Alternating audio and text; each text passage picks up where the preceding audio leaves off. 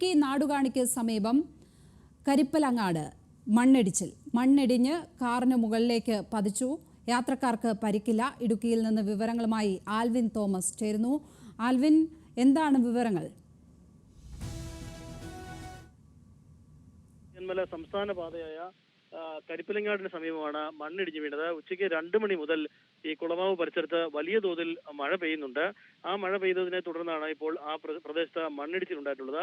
കരിപ്പലങ്ങാട് റോഡിന് സമീപവും അതോടൊപ്പം തന്നെ നാടുകാണിക്കും സമീപവും മണ്ണിടിച്ചിട്ടുണ്ട്. കരിപ്പലങ്ങാട് വീടിന് മുകളിലേക്ക് ചെറിയൊരു മണ്ണിടിച്ചിൽ ഉണ്ടായിട്ടുണ്ട്. പക്ഷേ മറ്റ് അപകടങ്ങളൊന്നും ഉണ്ടായിട്ടില്ല എന്നുള്ളതാണ് നമുക്ക് ആശ്വാസകരമായി പറയാൻ കഴിയുന്നത്.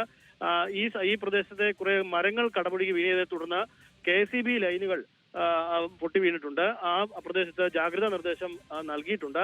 മന്ത്രി റോഷി അഗസ്റ്റിൻ അടക്കമുള്ള ആളുകൾ അങ്ങോട്ടേക്ക് പോയിട്ടുണ്ട് എന്നുള്ളതാണ് നമുക്ക് അറിയാൻ കഴിയുന്നത്. ഏതാണ്ട് 1 മണിക്കൂർ സമയം കൊണ്ട് ഇവിടെ നിന്നുള്ള ഈ ഇടിഞ്ഞു വീണ മണ്ണ് നീക്കം ചെയ്യാൻ കഴിയുമെന്നും ഗതാഗതം പുനഃസ്ഥാപിക്കാൻ കഴിയുമെന്നുമാണ് മന്ത്രി നമ്മളോട് അറിയിച്ചിട്ടുള്ളത്. ലക്ഷ്മി. ആൽവിൻ തോമസ് ആണ് വിശദാംശങ്ങൾ നൽകിയത്. ഇടുക്കിയിൽ നിന്നും. ഇടുക്കി നാടുകാണിക്ക് സമീപം കരിപ്പലങ്ങാടാണ് ഇപ്പോൾ മണ്ണിടിച്ചിൽ ഉണ്ടായിരിക്കുന്നത്.